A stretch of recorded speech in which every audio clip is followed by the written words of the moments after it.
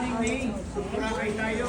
Kita ko yung mga qualified na. So habol tayo till March lang ha. Kasi May yung travel natin sa Boracay. And after Boracay, another international travel. No? So we have a lot of choices naman.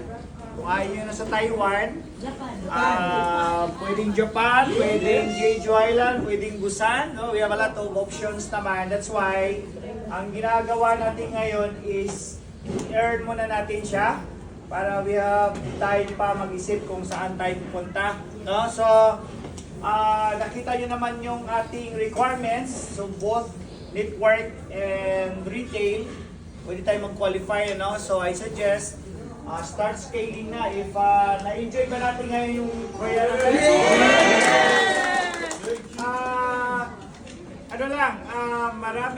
maraming tayong pagdadaanan, but then as long as nakita natin iba na nag-produce ng sales, so there's something na missing sa inyo na bakit hindi kayo napag-produce. So kailangan din.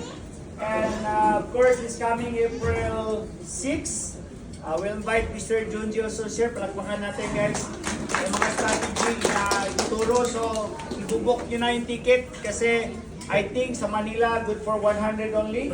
The ticket is 800 pesos. Huwag kayong magalala kasi may products na yun. Why there's ticket?